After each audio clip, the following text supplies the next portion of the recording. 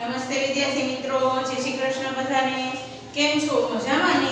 આજે આપણે જીકેમાં એટલે કે સામાન્ય જ્ઞાનમાં ધોરણ 2 માં પાઠ 11મો કરીશું. ભારતના રાષ્ટ્રીય પ્રતીકો.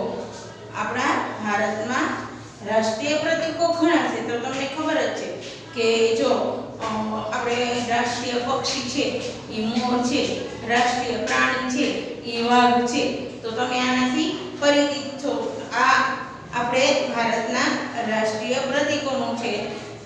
આગલો પાઠ છે 10મો પાઠ છે, એ પછી તમને હું કરાવીશ આકારો. અત્યારે આપણે પાઠ 11મો કરીએ છીએ, ભારતના રાષ્ટ્રીય પ્રતીકો. દરેક દેશની પોતાની ઓળખ હોય છે, એટલે કે નિશાની હોય છે. ભારત દેશ છે તો આપણે ખબર છે કે આપણું એક નિશાન કયું છે, તો કે આપણો રાષ્ટ્રધ્વજ છે એ આપણું નિશાન છે. તો રાષ્ટ્રધ્વજમાં કેટલા રંગો છે, તો કે 3 રંગો છે, વચ્ચે એક અશોક ચક્ર છે. આ આપણું ભારતનો રાષ્ટ્રધ્વજ એ આપણું પ્રતીક છે. એવી રીતે ઓસ્ટ્રેલિયા, અમેરિકા, આફ્રિકા એ લોકોના પણ એક નિશાન હોય છે, એના પણ એક ઝંડા હોય છે. જુઓ, અલગ અલગ ઝંડા એની ઓળખ છે. આપણે જોઈએ છીએ તો આપણે જોઈએ કે રાષ્ટ્રધ્વજ છે, તો રાષ્ટ્રધ્વજ છે એમાં 3 રંગના પટ્ટા છે. ઉપર જોઈએ તો કેસરી, વચ્ચેનો પટ્ટો છે એ સફેદ, નીચે છે એ લીલો. તો લીલો રંગ છે આપણે જોઈએ છીએ કેસરી રંગ છે એ આપણને શું બતાવે છે, શેનું સૂચન કરે, તો એ છે વીરતાનું પ્રતીક છે. બીજો સફેદ રંગ છે એ તો આપણે ખબર છે કે વચ્ચેનો જે સફેદ રંગ છે એ આપણો રાષ્ટ્રધ્વજનો એક પ્રતીક જ છે, અને એ આપણે શું બતાવે છે, તો આપણે એ જે રંગ એ આપણે છે એ રંગ છે એ આપણને લીલો રંગ છે એ આપણને હરિયાળી માટે બતાવે છે. કેસરી રંગ છે એ છે કે આપણને એક વીરતાનું પ્રતીક બતાવે છે. વચ્ચે છે અશોક ચક્ર છે. અશોક ચક્રમાં વચ્ચે આવે છે 24. અશોક ચક્રમાં કેટલા આરા છે, તો અશોક ચક્રમાં 24 આરાઓ આવેલા છે. તો આ આપણું એક રાષ્ટ્રધ્વજ છે, એ આપણે એક રાષ્ટ્રધ્વજ એ આપણે ભારત દેશની નિશાન છે, ઓળખ છે. તો એ આપણું એક રાષ્ટ્રીય પ્રતીક છે. રાષ્ટ્રધ્વજની વચ્ચે અશોક ચક્ર છે એ કેવા રંગનું છે, તો આપણે બધાને ખબર છે કે વાદળી રંગનું છે. એ રંગમાં કેટલા આર આવેલા છે, તો 24 આર આવેલા છે. તો આ જે આપણું છે એ આપણો રાષ્ટ્રધ્વજ છે, એ આપણું થઈ ગયું એક પ્રતીક થઈ ગયું, ઓળખ થઈ ગયું. પછી છે કે રાષ્ટ્રમુદ્રા. રાષ્ટ્રમુદ્રા છે એ ભારતના 4 સિંહોની આકૃતિ વાળો રાષ્ટ્રમુદ્રા છે. તે રવિન્દ્રનાથ ટાગોરે તે છે ભારતની રાષ્ટ્રમુદ્રા 4 સિંહોની મુખાકૃતિ એટલે મોઢું. જે આપણે સિક્કો હોય છે, આપણું નોટ હોય છે, એમાં જે 4 સિંહો છે એની મુખાકૃતિ દોરેલી હોય છે. તે સારનાથ અશોક સ્તંભમાંથી લીધેલો છે. ક્યાંથી લીધો છે, તો કે સારનાથ છે અશોક સ્તંભ છે ત્યાંથી એમ લેવામાં આવ્યો છે. તો સિક્કામાં આપણે જોઈએ છીએ કે 4 સિંહોની મુખાકૃતિ દોરેલી હોય છે. તો એક આવું છે, તો આપણે ભારત દેશની નિશાની છે, રાષ્ટ્રમુદ્રા એ ઓળખ છે. પછી છે કે રાષ્ટ્રગીત. રાષ્ટ્રગીત છે એ પણ એક આપણી ઓળખ છે. બધાના રાષ્ટ્રગીત છે અલગ અલગ હોય છે.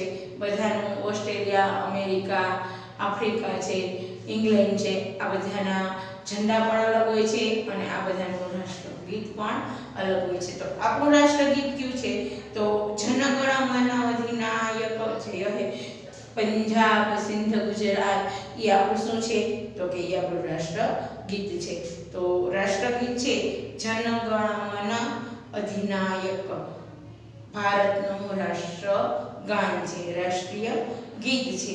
તે શું છે, તે રવિન્દ્રનાથ ટાગોરે લખેલું છે.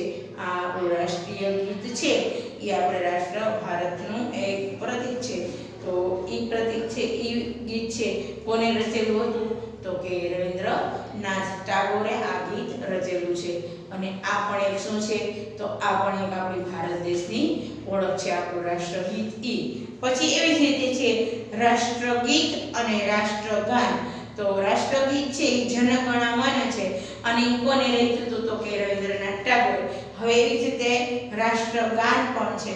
તો રાષ્ટ્રગાન છે એ આપણે વંદે માતરમ છે ભારતનું રાષ્ટ્રગીત, રાષ્ટ્રગાન. તો તે બંકિમચંદ્ર ચટ્ટોપાધ્યાયે લખેલું હતું.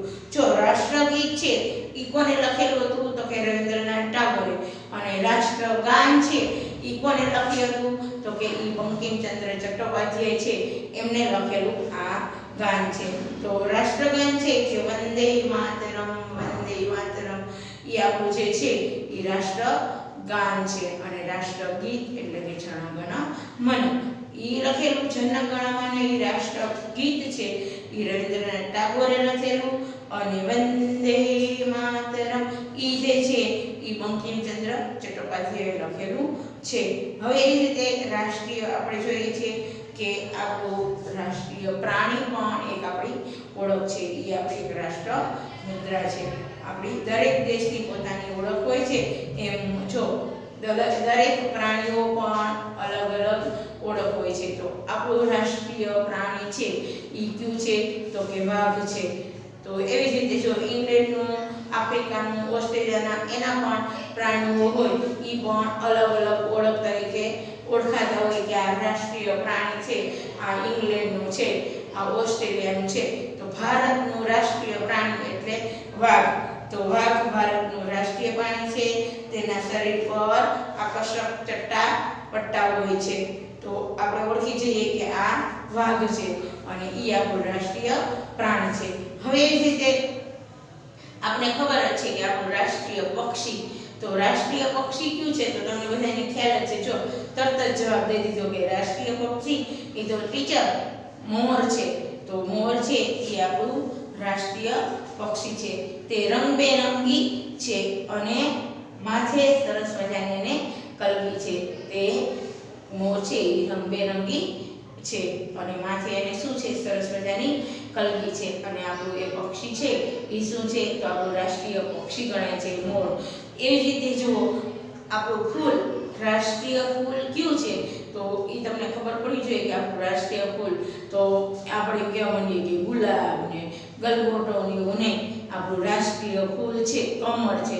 તો એની પણ આપણે એક ઓળખ છે કે કમળ ભારતનું રાષ્ટ્રીય ફૂલ છે. તે પાણીમાં જ ઉગે છે. જુઓ તે તળાવ છે, સરોવર છે એમાં એ કાદવમાં ઉગેલું હોય. સરોવરમાં નહીં પણ તળાવમાં જ કમળ છે એ તળાવમાં જ ખીલે છે અને એ કાદવ હોય એમાં જ. તો એ છે આખું જે પાણી સતત ભરેલું હોય ને એમાં જ કમળ ઉગે છે અને એ આપણું રાષ્ટ્રીય ફૂલ છે. આ જ રીતે રાષ્ટ્રીય ફળ, તો તમને બધાને ખ્યાલ નહીં હોય કે આપણું રાષ્ટ્રીય ફળ કયું છે? તો આપણું રાષ્ટ્રીય ફળ છે એ કેરી છે. કારણ કે એ ભારત દેશમાં પુષ્કળ થાય છે અને એ કેરી છે એ આપણું રાષ્ટ્રીય ફળ ઓળખવામાં આવે છે. અને ખાસ કરીને આપણે જોઈએ છીએ કે ભારત દેશનું રાષ્ટ્રીય ફળ તો છે એમાંય કઈ જગ્યાએ વધુ ઉત્પાદન થાય છે? તો કે જૂનાગઢની કેસર કેરી છે એ તો જગ વિખ્યાત છે. એટલે કે બધાને જાણે છે કે જ્યાં જૂનાગઢમાં કેરી થાય છે અને એમાંય તે કેસર કેરી છે એ કેસર કેરી છે એ આખા જગમાં એટલે કે દુનિયામાં વિખ્યાત એટલે કે પ્રખ્યાત છે કે જૂનાગઢની કેસર કેરી. જો આપણે એમ કહીએ કે આ જૂનાગઢની કેરી છે, કેસર છે, તો કેસર આપણે હોય એટલે આપણે લઈએ છીએ એટલે કે જગ વિખ્યાત છે. આ રીતે આપણા રાષ્ટ્રીય પ્રતીકો, તો કે રાષ્ટ્રીય પ્રતીકો પહેલું કયું? તો કે ઝંડો છે, રાષ્ટ્રધ્વજ ત્રિરંગો, એમાં 3 રંગ છે કેસરી, સફેદ અને લીલો. બીજું પ્રતીક કયું? તો કે આપણું છે રાષ્ટ્રમુદ્રા. રાષ્ટ્રમુદ્રા એટલે શું? તો કે એમાં 4 સિંહોની આકૃતિઓ આવેલી છે. આખી આકૃતિ નથી, મુખારવિંદ છે એટલે કે એનું મોઢું છે. આ છે એ આપણું એક રાષ્ટ્રીય પ્રતીક છે. રાષ્ટ્રગીત, તો આપણું એ રાષ્ટ્ર પ્રતીક છે. યાદ રાખવાનું છે રાષ્ટ્રગીત અને રાષ્ટ્રગાન. રાષ્ટ્રગીત એટલે જન ગણ મન. તે કોને રચેલું? તો કે રવિન્દ્રનાથ ટાગોરે રચેલું આ ગીત. એને રચેલું એટલે લખેલું છે. અને રાષ્ટ્રગાન છે એ બંકિમ ચટ્ટોપાધ્યાય છે એમને લખેલું છે. બંકિમચંદ્ર ચટ્ટોપાધ્યાયે આ ગીત લખેલું કયું રાષ્ટ્રગાન કયું તો કે વંદે માતરમ. અને હવે છે કે રાષ્ટ્રીય પ્રાણી, તો આપણું રાષ્ટ્રીય પ્રાણી કયું છે તો કે વાઘ. વાઘના શરીર ઉપર વાઘની કેવી રીતે ઓળખ થાય તો કે વાઘના શરીર ઉપર ચટાપટા આવેલા છે, એ આકર્ષક એનું કે બતાવે છે. પછી રાષ્ટ્રીય પક્ષી, તો રાષ્ટ્રીય પક્ષી મોર છે, તે રંગબેરંગી છે અને માથે સરસ મજાની શું છે તો કે કલગી છે. અને રાષ્ટ્રીય ફૂલ તો કમળ છે, તે કાદવમાં જ ઉગે છે, આ આપણું રાષ્ટ્રીય ફૂલ છે. અને રાષ્ટ્રીય ફળ તો કે રાષ્ટ્રીય ફળ એટલે કેરી. આ આપણા બધા શું છે તો ભારતના રાષ્ટ્રીય પ્રતીકો બતાવવામાં આવ્યા છે. હવે આપણે એમાં છે કે એક જ શબ્દમાં જવાબ લખો. તો તમને કીધું છે કે આપણું રાષ્ટ્રીય પ્રાણી, તો મેં તમને વાત કરી એમ પાઠ સમજાવ્યો તો દરેકને ખ્યાલ આવી ગયો હશે. બધાને સરસ મજાનો જો પાઠ સમજાવ્યો સામાન્ય જ્ઞાનમાં, તો તમારે તમારી પેપર જોવો ન પડે, તમારું ખબર જ પડી જાય કે ટીચર આપણે સમજાવ્યું એટલે કે આપણું રાષ્ટ્રીય પ્રાણી, તો આપણે તરત જ લખવાનું થશે આપણું રાષ્ટ્રીય પ્રાણી કયું છે તો રાષ્ટ્રીય પ્રાણી વાઘ. આ રીતે આપણે લખીએ છીએ રાષ્ટ્રીય પ્રાણી. હવે એવી રીતે કે આપણું રાષ્ટ્રીય પક્ષી, તો મેં તમને સમજાવ્યું તો એમ રાષ્ટ્રીય પક્ષી છે એ રંગબેરંગી પીછાવાળું સુંદર આકર્ષક માથે કલગી છે, તો ઈ કોણ છે તો કે મોર.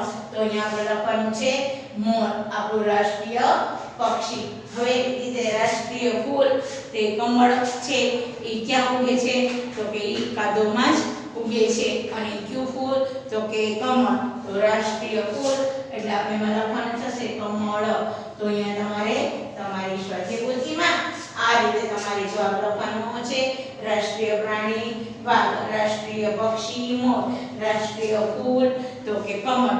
હવે તમને કીધું કે રાષ્ટ્રીય ગીત, તમને કીધું છે કે રાષ્ટ્રીય ગીત, તો રાષ્ટ્રીય ગીતમાં અને રાષ્ટ્રગાનમાં જો ભૂલ પડશે તો રાષ્ટ્રીય ગીત એટલે જન ગણ મન અધિનાયક એવી રીતે નથી લખવાનું, ખાલી માત્ર જન ગણ મન.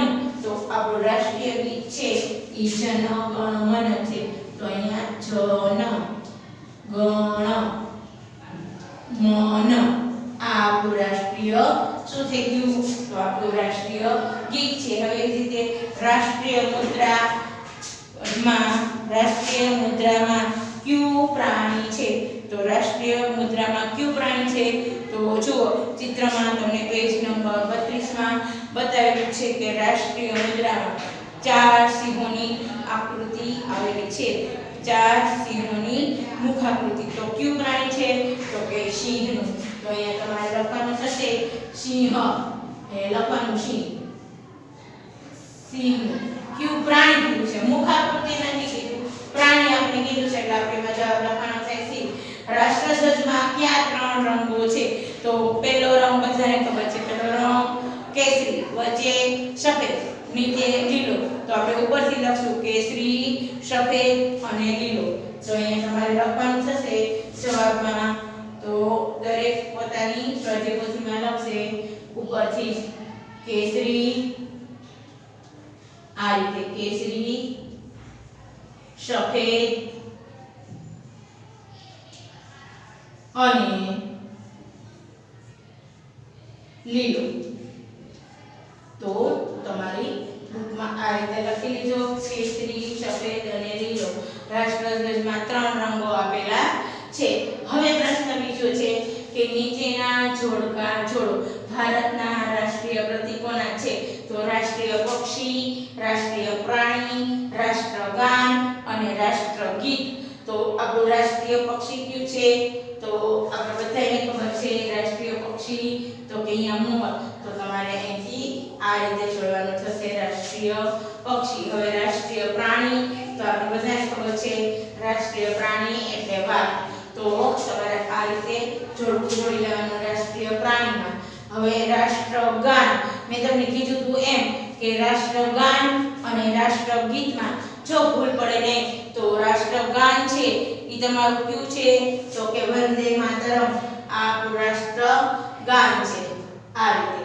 અને રાષ્ટ્રગીત તો રાષ્ટ્રગીત છે જન ગણ મન. આ રીતે તમારે તમારી સાથે પોથીમાં સરસ મજાનું કરી લેવાનું છે કામ. પછી જુઓ, પછી જે છે કે માગ્યા મુજબ રાષ્ટ્રીય પ્રતીકો દોરો અને તેમાં રંગ પૂરો. તો આપણે જે ખબર છે એ પ્રમાણે કે જુઓ, આપણું રાષ્ટ્રીય ફળ છે તો આપણને ખબર છે પેજ નંબર આવશે 34 માં.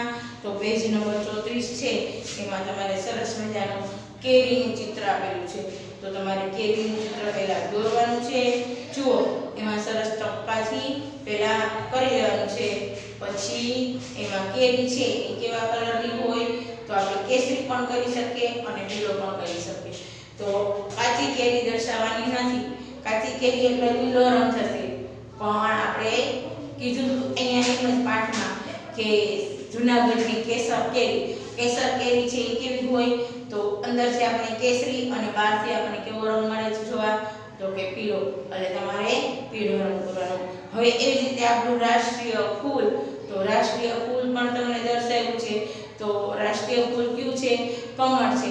તો પહેલા તમારે કમળ કરી લેવાનું છે સરસ મજાનું, અને પછી તમારે એને દોરી અને રંગ પૂરવાના છે. તો આપણે બધાને ખબર છે કે કમળ છે એ કેવું હોય, તો કમળ છે એ પિંક કલરનું એટલે કે ગુલાબી કલરનું છે. એટલે તમારે કમળમાં ગુલાબી કલર કરવાનું છે અને એની ડાળી અને એના પાન છે તમારે કેવા કરવાના? લીલા. કારણ કે કમળ છે એ પાણીમાં જ રહે છે, એટલે એ પાણીમાં રહે છે એટલે કેવું હોય છે? તો એની ડાળી પણ કેવી થાય છે? લીલી થાય છે. હવે એ જ રીતે રાષ્ટ્રીય પક્ષી, તો રાષ્ટ્રીય પક્ષી છે એ આપણું કયું છે? તો મેં તમને સમજાવ્યું હતું એમ કે રાષ્ટ્રીય પક્ષી છે એ મોર છે. તો મોરને પહેલા છોડી દેવાનું છે સરસ ટપકાથી, અને પછી એમાં સરસ મજાનો રંગ પૂરવાનો છે. પછી આપણે દર્શાવ્યું છે રાષ્ટ્રધ્વજ. તો રાષ્ટ્રધ્વજમાં મેં તમને કીધું હતું એમ કે પહેલા તમારે રાષ્ટ્રધ્વજ દોરી લેવાનું છે, અને રાષ્ટ્રધ્વજમાં પહેલા તમારે દોરી ટપકાથી અને પછી તમારે રંગ પૂરવાનો છે. અને બધાને ખબર છે કે રાષ્ટ્રધ્વજમાં પહેલા કયો કલર આવશે? તો ઉપર છે એ કેવો હોય? કેસરી. વચ્ચેનો રંગ છે એ સફેદ, અને પછી નીચેનો રંગ કેવો હોય? તો નીચેનો રંગ છે એ લીલો રંગ. તો આ રીતે તમારે તમારું બુકમાં બતાવવાનું છે દોરીને. અને ફરીથી આપણે જ્યારે મળશું ત્યારે નવા પાઠ સાથે. અત્યારે તમારે 11મા પાઠમાં તમારે કરી લેવાનું છે. તો જુઓ, દરેકે આ જ રીતે મેં પણ સરસ અક્ષરે તમારું કર્યું છે એવી જ રીતે તમારે પણ સુંદર અક્ષરે લખી લેવાનું છે. નમસ્તે વિદ્યાર્થી મિત્રો.